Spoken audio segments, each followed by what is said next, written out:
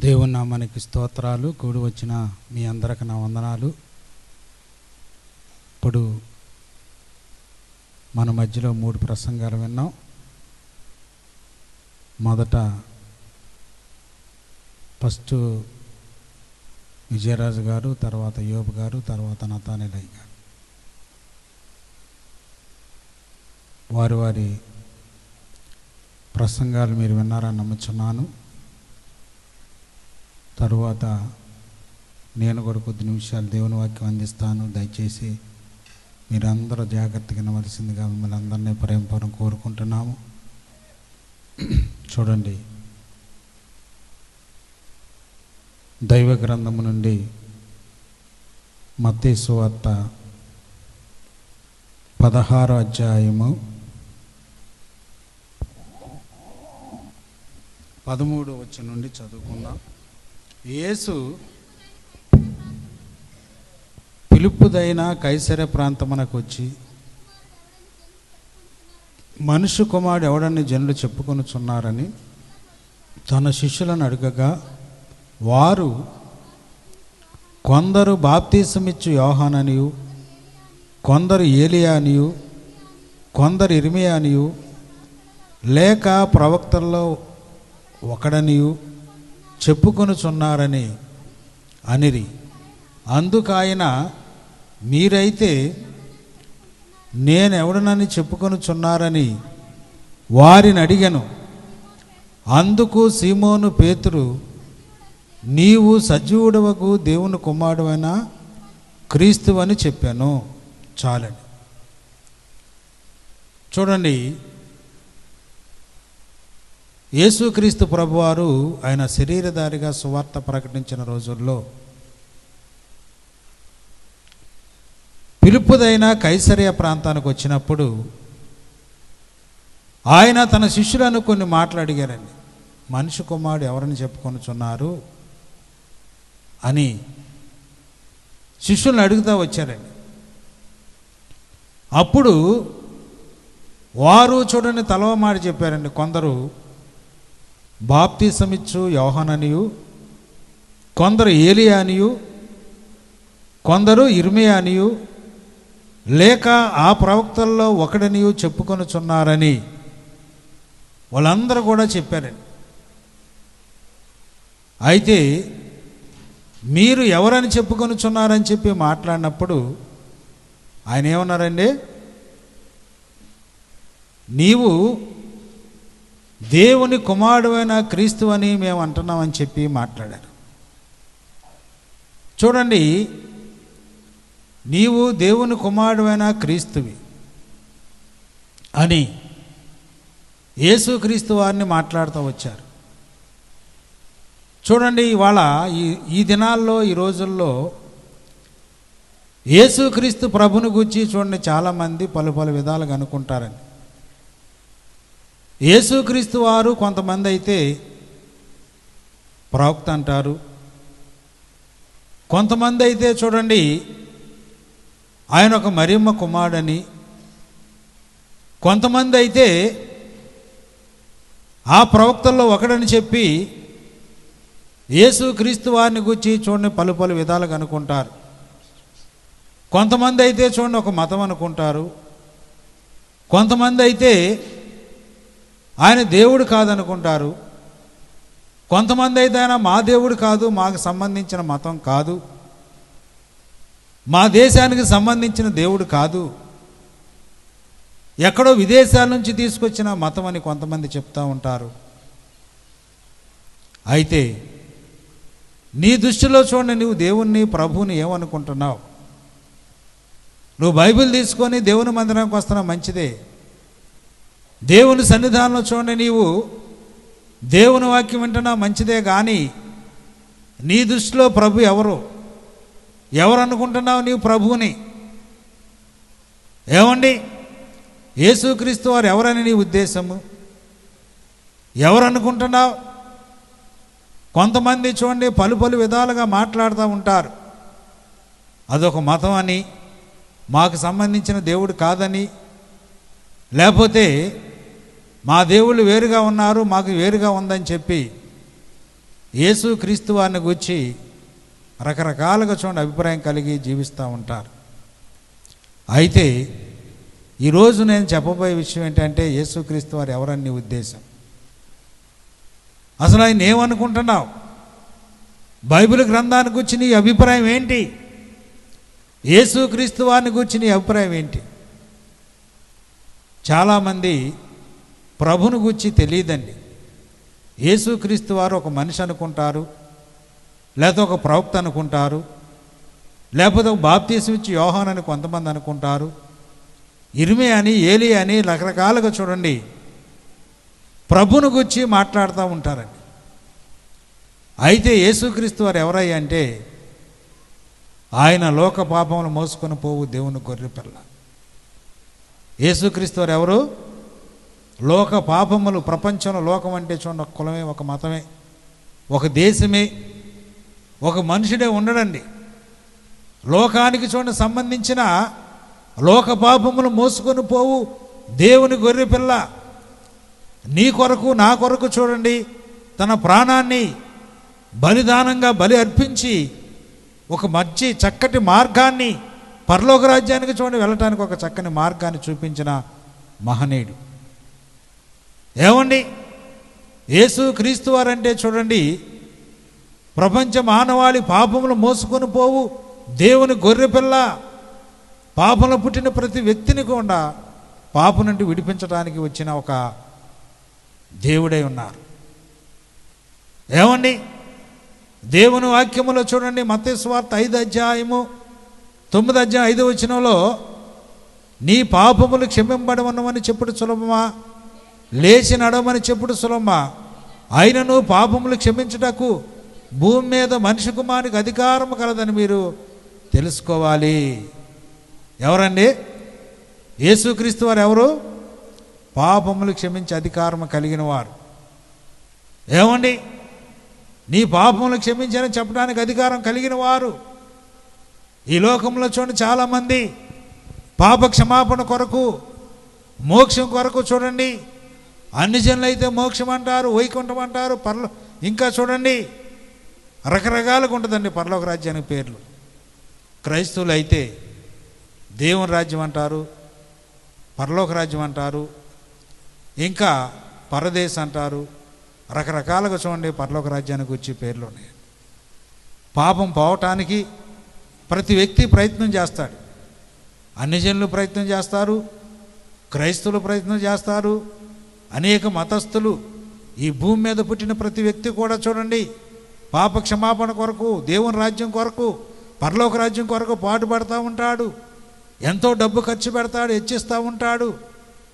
ఏమండి, తన పాపం పోవటానికి ఇక్కడ కాదని వేరే చోట కాదని ఇంకో చోట వెళ్ళి ఎక్కడొకక్కడ మునిగో లేకపోతే చేసో తన పై శరీరాన్ని చూడండి ఆ యొక్క మురికిని పోగొట్టుకొని డబ్బు ఖర్చు పెట్టుకొని రకరకాలకు తిరిగి అనేక ప్రాంతాలకు వెళ్ళి తన పాప క్షమాపణ కొరకు ఎన్నో రకాలుగా చూడండి ప్రయత్నాలు చేస్తూ ఉంటారండి. అయితే ప్రభునందు దేవుని బిడ్డలారా, అవన్నీ కాదు కానీ యేసుక్రీస్తు వారు నీ పాపములు క్షమించుటకు ఆయనకు అధికారం ఉందండి. అధికారం ఉండి ఆయన క్షమించాననాలి. నువ్వు ప్రార్థన చేసినప్పుడు, భక్తి చేసినప్పుడు, నువ్వు ఏ విధంగా ప్రార్థన చేసినప్పటికీ నీకు పాప క్షమాపణ కలగాలి. పాప క్షమాపణ కలిగినప్పుడే నువ్వు పరలోక రాజ్యంలో ఉంటావు. అందుకని చూడండి పాపములు క్షమించుటకు భూమి మీద మనిషి కుమారునికి అధికారం ఉందని మీరు అందరూ తెలుసుకోవాలి. ఈనాడు చూడండి పాపం పోయే మార్గం తెలియక అనేకులు చూడండి అనేక రకాలుగా పాటలు పడుతున్నారు, ప్రయాసపడుతూ ఉన్నారు. ఏమండి, పాపాలు క్షమించే అధికారం చూడండి ఒక్క యేసుక్రీస్తు ప్రభుకి తప్ప ఈ ప్రపంచంలో అనేక మంది దేవుళ్ళు అనబడినవారు, ప్రభువులు అనబడినవారు, దేవతలు అనబడినవారు ఎందరో ఉండొచ్చు. కానీ పాప క్షమాపణ అనేది యేసుక్రీస్తు వారి ద్వారా తప్ప ఎవరి వల్ల కలగదండి. ఈ నామంలోనే రక్షణ, ఈ నామంలోనే పాప క్షమాపణ. అధికారం ఉన్న ఆయన అధికారిగా చూడండి, అధికారం ఉన్న ఆయన క్షమించానని చెప్పాలండి. నీ పాపములు క్షమింపబడి ఉన్నవని ఆయన చెప్పాలి. ఆ విధంగా చెప్పకపోతే నీ పాపం నిలిచి ఉంటుంది, నీ పాపం నిన్ను పట్టుకుంటుంది, నీ పాపం నిన్ను నరకానికి తీసుకెళ్ళద్ది. పాపాలు క్షమించడానికి అధికారం కలిగిన వారు. క్షమించానని చెప్పాలి. ఏమండి, పాపములు క్షమించే అధికారం కలిగిన వారు ఎవరు అనుకున్నా ప్రభు అంటే నాకు సంబంధించిన దేవుడు కాదులే, మాకు సంబంధించిన మతం కాదని అనుకుంటున్నావు. ఈనాడు చాలామంది క్రైస్తవత్వాన్ని ఒక మతంగా చూడండి ముద్రించి, అదొక మతం. ఆ మతంలో మీరు కూడా వెళ్ళిపోయారా? మీరు కూడా ఆ మతాన్ని అనుసరించారా? ఆ మతంలో చేరిపోయారు అనుకుంటున్నారు. యేసుక్రీస్తు యొక్క మార్గము అది మతం కాదండి. మతం అనేది చూడండి, మతోన్మాదులు వేరుగా ఉన్నారు. మతం అనేది యేసుక్రీస్తు ప్రభు యొద్దకు అపోస్తలుడైన పౌలు గారు రాక్రితము అతను ఒక మతాన్ని అనుసరించాడండి. మోషే ధర్మశాస్త్ర ప్రకారంగా యూదులకు సంబంధించిన ఒక మతవాది, మత శాంతత్వపు వాది.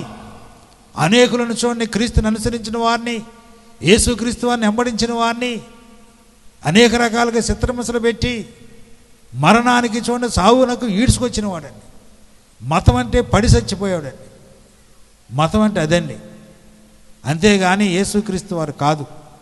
యేసుక్రీస్తు వారు ఒక చక్కని మార్గము. పరలోక రాజ్యానికి వెళ్ళటానికి, దైవరాజ్యాన్ని చేర్చడానికి, నిన్ను మోక్షానికి తీసుకెళ్ళటానికి, నీ పాపాలు కడిగి వేయటానికి, నీ పాపాన్ని చూడండి ఇక్కడే భూమి మీద పాతి పెట్టడానికి ఒక చక్కని మార్గమై ఉన్నది. ఆయన మార్గాలను నడుచుకుంటే నీతిమంతుడిగా తీర్చబడతావు. ఆయన పరిశుద్ధుడైన దేవుడు చూడండి. యేసుక్రీస్తు వారు అనేక మంది, కొంతమంది ఆయన దేవుడా, యేసుక్రీస్తు వారు దేవుడు కాదు, ఒక ప్రవక్త అని, లేక యేసుక్రీస్తు వారు నేను దేవుడు అని ఎప్పుడన్నా చెప్పుకున్నాడని చెప్పి వితండవాదులు అనేక మంది ఉన్నారండి. చెప్పలేదా? యేసుక్రీస్తు వారు దేవుడు అని చెప్పలేదా? మొన్న ఒక ఆయన ఫోన్ చేసి నాతో, ఒక క్రైస్తుడేనండి, ఒక ప్రార్థనకు వెళ్ళే వ్యక్తి, నాన్నగారు యేసుక్రీస్తు వారు ఎప్పుడైనా దేవుడు అని చెప్పుకున్నాడా అన్నాడు. ఏంటయ్య నీకు వచ్చిన డౌట్ ఏంటన్నా? లేదు నాన్నగారు, ఎప్పుడైనా చెప్పారా? ఎవరో నన్ను ప్రశ్న అడుగుతున్నారు, యేసుక్రీస్తు వారు ఎప్పుడైనా దేవుడు అని చెప్పుకున్నారా అన్న. వాక్యం తీయే చూపిస్తా, వాక్యం చూపిస్తా, యేసుక్రీస్తు దేవుడు అని చెప్పుకున్నాడు, నేను వాక్యం చూపిస్తా, నోరు మూసుకుంటాను. చెప్పండి నాన్నగారు. ఎవరై నీతో అందే అని నేను మాట్లాడితే లూకాసు సువార్త 4వ అధ్యాయంలో 12వ వచనం చదవమను. అందుకు యేసు, నీ దేవుడైన ప్రభుని శోధింపవలదు అని చెప్పబడినదని వానికి ప్రత్యుత్తరం ఇచ్చాను. చూడండి, యేసుక్రీస్తు వారిని అపవాది ఆయన ఉపవాస ప్రార్థన చేసి 40 దినాలు ఉపవాస ప్రార్థన చేసి సాతానుడికి చూడండి శోధించడానికి అప్పగించబడినప్పుడు సాతానుడు యేసుక్రీస్తు ప్రభుని ఒక ఎత్తైన కొండ మీద తీసుకెళ్ళి శోధిస్తా ఉన్నది. నువ్వు దేవుడు అయితే, దేవుని కుమారుడు అయితే, ఇదిగో ఇక్కడ ఈ కొండ మీద నుంచి దూకు, దేవదూతలు నిన్ను పట్టుకుంటారు, తన చేతులతో నిన్ను ఎత్తి పట్టుకుంటారు, లేక నీకు ఆకలేస్తుంది, నీవు నిజంగా దేవుని కుమారుడు అయితే ఈ రాళ్ళు రొట్టెలు చేసుకుని తినని చెప్పి సాతానుడు శోధిస్తూ ఉన్నదండి. ఏమండి, యేసుక్రీస్తు వారిని శోధిస్తుంది. అప్పుడు ప్రభు ఏమన్నారండి? నీ దేవుడైన ప్రభుని నీవు శోధింపవలదని రాయబడి ఉన్నదని చెప్పారు. సాతానుతో చెప్పట్లేదు నేను దేవుడినని. ఎవరిని శోధిస్తుంది సాతానుడు? శోధించేది ఎవరినమ్మా? దేవుణ్ణే. యేసుక్రీస్తు వారిని శోధిస్తుంది. మరి ఆయన ఏం చెప్పుకున్నాడు? నీ దేవుడైన ప్రభు నీవు శోధింపవలన సాతానుడు అన్నారా లేదా? మరి నేను దేవుణ్ణి అని చెప్పుకున్నట్టేగా. సాతానుతో చెప్పట్లేదు నేను దేవుణ్ణని. నువ్వు శోధించేది ఎవరిని? సాతానుడు చూడండి యేసుక్రీస్తు వారిని శోధిస్తుంది. నీ దేవుడైన ప్రభు నువ్వు శోధింపవలదు అని రాయబడి ఉందని చెప్పి ప్రభు చెప్తున్నావు. కాకపోతే మనుషుడు వాదోపోదాలకు దిగి ఆ కొండ చుట్టూ అట్లాగే తిరిగి చూడండి, దేవుడు ఎవరో తెలియక, దైవం ఏంటో తెలియక, సత్యం ఏంటో తెలియక, పాపక్షమాపణ పొందే మార్గం తెలియక అక్కడే తిరిగి అక్కడే చనిపోతున్నాడు. కానీ నిజమైన దేవుని గుర్తించలేకపోతున్నాడు. గుర్తించలేని దౌర్భాగ్య స్థితిలో ఉండిపోతున్నాడు.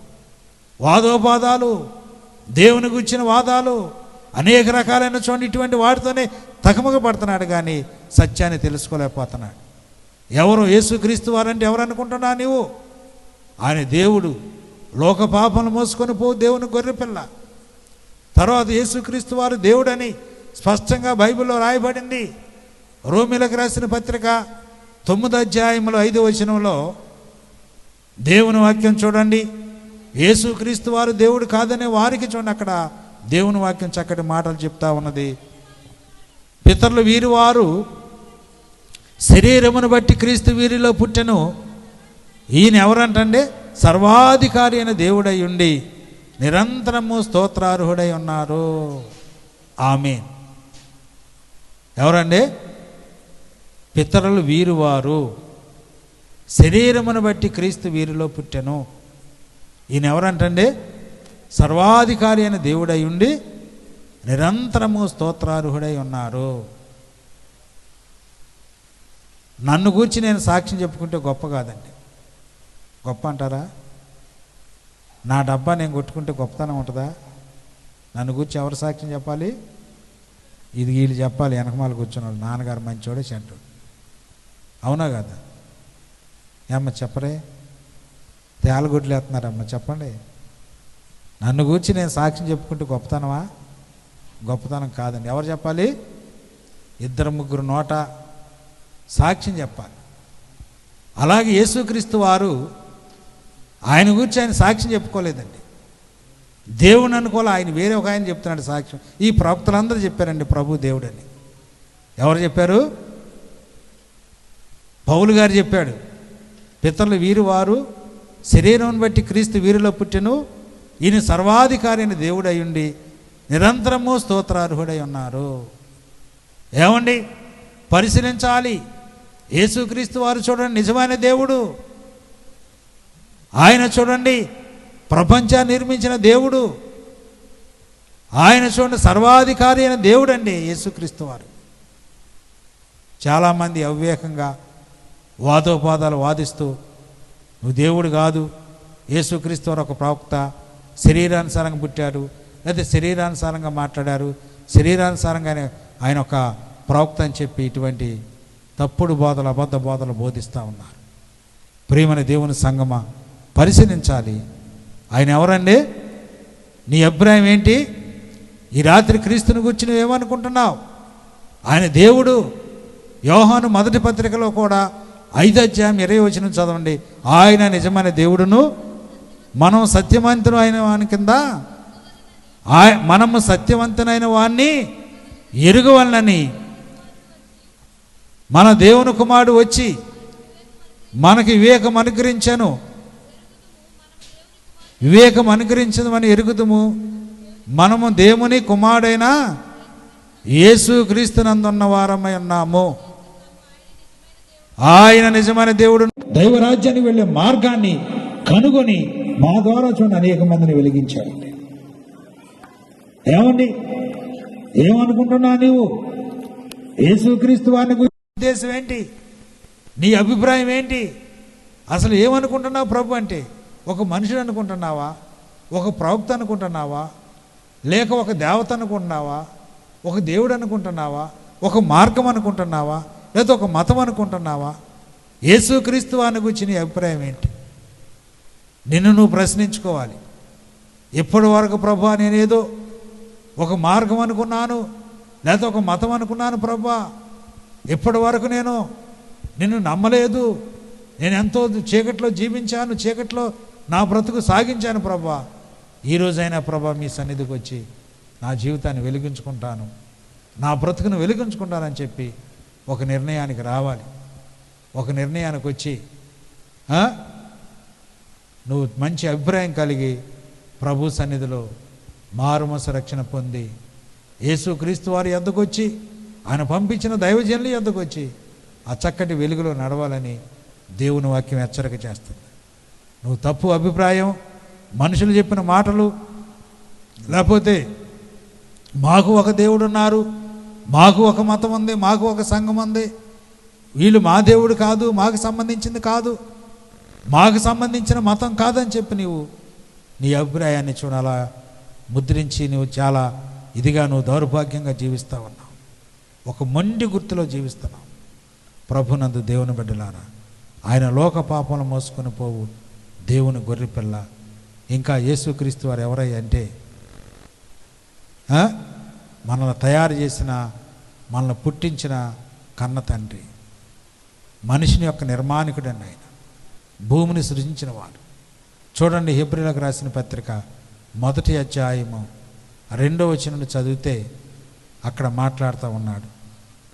ఈ దినములంతమందు కుమారుని ద్వారా మనతో మాట్లాడెను, ఆయన కుమారునికి సమస్తమునకును వారసునిగా నియమించి ఆయన ద్వారా ప్రపంచములు నిర్మించను.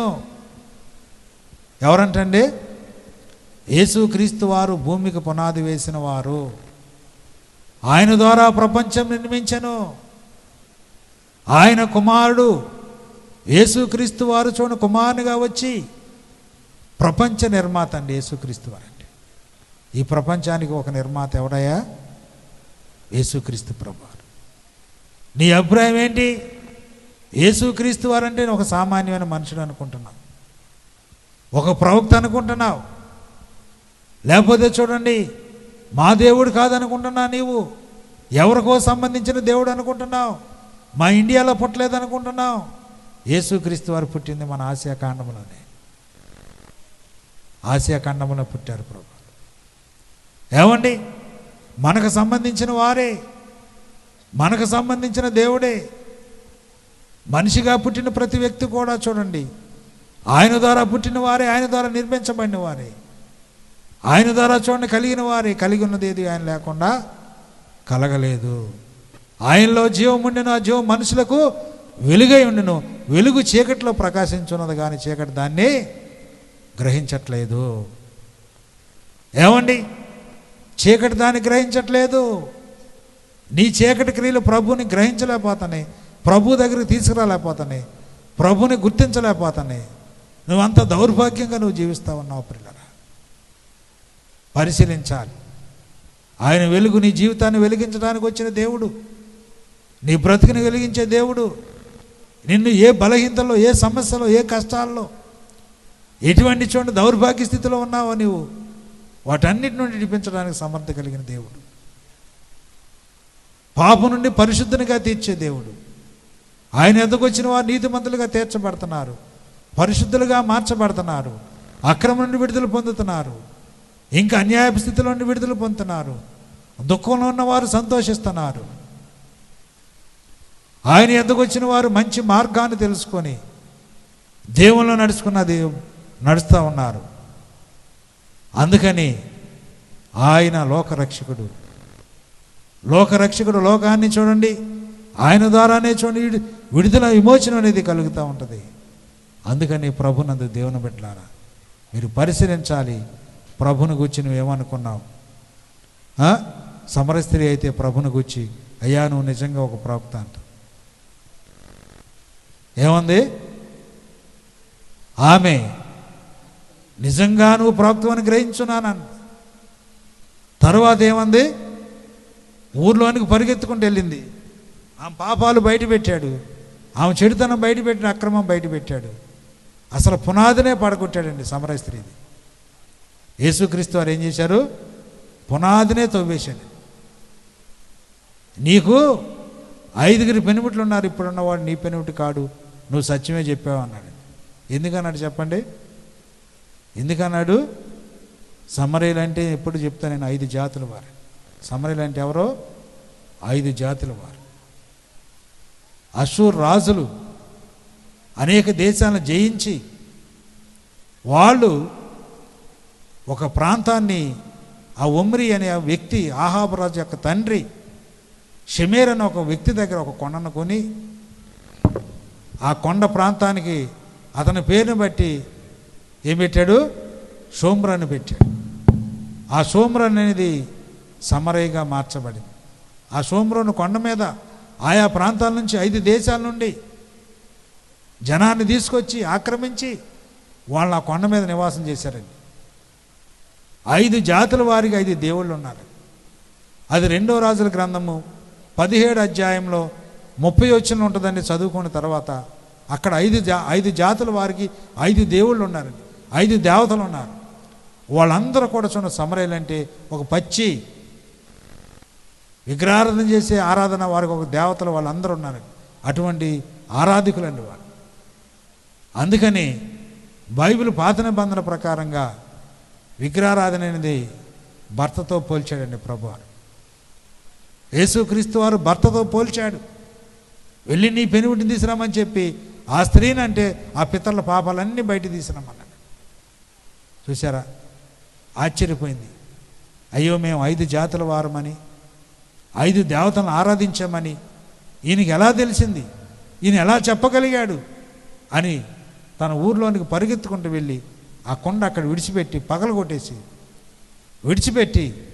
పరిగెత్తుకుంటూ తన ఊర్లోనికి సమరయ ప్రాంతానికి వెళ్ళి, రండి, నేను చేసినవన్నీ నాతో చెప్పిన మనిషిని చూడండి, ఈయన క్రీస్తు కాడా, మనం ఎదురు చూసే క్రీస్తు ఈయనే, రండి అని వెళ్ళి ఆ ఊరు వాళ్ళందరిని పిలుచుకొచ్చింది. ఆ ఊర్లో ఉన్న వాళ్ళందరిని పిలుచుకొచ్చింది. ఏమండి, పరిశీలించాలి, సమరయులు చూడండి, కరుడు గట్టిన చూడండి, పాపంలో జీవించే ప్రజలు, వారు సమరయ స్త్రీ యొక్క మాట విని వాళ్ళ సమస్యలన్నీ విడిచిపెట్టుకొని చూడండి ప్రభు దగ్గరకు వచ్చి, ఆ ఊరంతా ఇంచుమించుగా ప్రభు దగ్గరకు వచ్చి మారుమనసు పొంది రక్షణ పొంది దైవ సన్నిధిలో మేలు పొందినట్టుగా, నిజమైన దేవుడు నిత్య జీవాన్ని కలగజేసే దేవుణ్ణి ఆరాధించినట్టుగా మనం బైబిల్లో చూస్తున్నాం ప్రియులారా. అందుకని ఆయన ఎవరండి? ఆయన క్రీస్తు. ఆయన ఎవరు అనుకుంటున్నారు చూడండి, మానవుని, ఒక పాపిని, కరుడు కట్టిన నేరస్తుణ్ణి మార్చగలిగిన శక్తి కలిగిన వారండి. చూసారా, ప్రభునందు దేవుని బిడ్డలారా, మనకు బైబిల్ గ్రంథంలో ఒక స్త్రీ ఉన్నారండి. ఆమె ఎవరో? పాపాత్మరాలు స్త్రీ. యేసుక్రీస్తు వారు ఆ మార్గాన్ని వస్తున్నప్పుడు, ఆ గ్రామానికి వచ్చినప్పుడు యేసుక్రీస్తు వారిని గురించి విన్నది ఆమె. విని వెనక తట్టుగా వచ్చి ఏం చేసిందంటే, ఆ సీమోని ఇంట భోజనం చేస్తున్నప్పుడు వెనక తట్టుకు వచ్చి ఆయన పాదములకు కన్నీళ్ళు విడిచి పాదములు కడిగి తల వెంట్రుకతో తుడిచి ఒక 150 రూపాయలు ఎత్తు కలిగిన అత్తరు తీసుకొచ్చి, ఆ దినాల్లోనే 150 రూపాయలు అంటే చాలా విలువ కలిగిన ఖర్చు అండి. అంత తీసుకొచ్చి ఏం చేసింది, ఆయన పాదములు కడిగి కన్నీళ్ళతో పాదాలు తడుపుతుంది. అప్పుడు ప్రభు ఏమన్నారండి? నీ పాపములు క్షమించబడి ఉన్నవి, నువ్వు విస్తారంగా ప్రేమించావు కాబట్టి విస్తారమైన పాపం నేను క్షమించాను అని ఎంత చక్కగా చూడండి ఆమె బ్రతుకును మార్చాను. ఆమె పేరేంటి? పాపాత్మరాల స్త్రీ. తల్లిదండ్రులు పాపాత్మలు ఎవరికైనా పెడతారా పేరు? ఓ పాపాత్మరాలు పిలుస్తున్నారు. ఎక్కడికి వెళ్ళినా సరే, పనికి వెళ్ళినా, ఇంట్లో వెళ్ళి పాపాత్మరాలు ఉందేమో చూడండి అంటున్నాడు. ఆ పేరును బట్టి ఆమె విసుకుపోయింది, వేసారిపోయింది. అయ్యో, ఈ పేరు ఎట్లా తుడిచిపెట్టబడింది, ఈ పేరు ఎలా పోద్ది, హాస్పిటల్ లేవు, పేర్లు మార్చేవారు లేరు అనుకుంది. ఇక ఒక్కటే మార్గం, నేను కానీ ఆ ప్రభు దగ్గరికి వెళితే ఇదంతా పోద్ది, నా పేరు మాసిపోద్ది, నా పాపం పోద్ది, నా చెడుతనం పోద్ది, నా అక్రమం పోద్ది, నన్ను మంచి వ్యక్తిగా సమాజం గుర్తిస్తుంది అనుకొని సమస్తాన్ని విడిచిపెట్టుకొని ప్రభు యొద్దకు పరిగెత్తుకుంటూ వచ్చి కన్నీళ్ళు విడిచి, పశ్చాత్తాపడి కన్నీళ్ళు విడిచింది. చూడండి, ప్రభునందు దేవుని బిడ్డలారా, పరిశీలించాలి. ఈ రాత్రి దేవుని యొక్క మాటలు పరిశీలన చేయాలి. ఒక వ్యక్తి పాపం నుండి విడుదల పొందాలి అంటే అతను ముందుగా చూడండి, అతనికి ఏం కలగాలి? పాపం మీద అసహ్యం కలగాలి, అనిపించుకోవాలి. అక్రమం మీద, చెడుతనం మీద, పాపం మీద వారికి అసహ్యం కలగాలి, అసహ్యం పుట్టాలి. ఆ విధంగా చూడండి, అసహ్యం పుట్టిన వారు మాత్రమే రక్షణ పొందగలరు, మారుమనసు పొందగలరు, పాపక్షమాపణ పొందగలరు, దేవుని రాజ్యాన్ని వెతకగలరు, దేవుని సన్నిధానికి వెళ్ళగలరు. ఏమండి, పరిశీలించాలి. యేసుక్రీస్తు వారు ఆమెలో ఉన్న పాపాన్ని, చెడుతనాన్ని కడిగి వేశారు. ఆ పేరు మాసిపోయింది. ఏమండి, ఎవరండి? లోక పాపములు మోసుకొని పోవు దేవుని గొర్రెపిల్ల. ఏం పాపాలు క్షమించి ఏమైనా పరిశుద్ధురాలుగా తీర్చిన దేవుడు. అందుచేతనే ప్రభునందు దేవుని బిడ్డలారా ఈ రాత్రి పరిశీలించాలి, ఈ రాత్రి గమనించాలి. నీ జీవితం మార్చబడాలి అంటే, నీ బ్రతుకు మార్చబడాలి అంటే, నువ్వు మారుమనసు పొందాలి అంటే, నీ పేరు తుడిచివేయబడాలంటే, నీ పాపను నిన్ను విడుదల పొందాలంటే ఆయన యొద్ద శక్తి ఉంది, బలం ఉంది. ఇటువంటి కరుణగట్టిన నేరస్తునైనా ఆయన మార్చడానికి సమర్థత కలిగిన వారు. అందుకని ఆయన గూర్చి నువ్వు నీ అభిప్రాయం, తప్పుడు అభిప్రాయం మార్చుకోవాలి. ఎవరు అనుకుంటున్నావు ప్రభు అంటే? ఆయన గూర్చి నువ్వేమనుకుంటున్నావు? ఆయన చూడండి, ప్రతి మనిషిని వారి జీవితాన్ని బాగు చేయడానికి, వారి జీవితాన్ని బాగుపరిచే దేవుడు, వారిని పాపం నుండి విడిపించే దేవుడు, చెడుతనం నుంచి విడిపించే దేవుడు, అక్రమం నుంచి విడిపించే దేవుడు. అందుకనే నీ జీవితం మార్చబడాలి అంటే, ఒకవేళ నువ్వు ప్రభువుని గురించి నువ్వు తప్పుగా అభిప్రాయం కలిగి ఉండొద్దు. ఆయన లోక పాపాలను మోసుకునే దేవుని గొర్రెపిల్ల, నీ పాపాన్ని కూడా క్షమించటానికి, నీ పాపాన్ని కూడా తుడిచివేయటానికి శక్తి కలిగిన వాడు.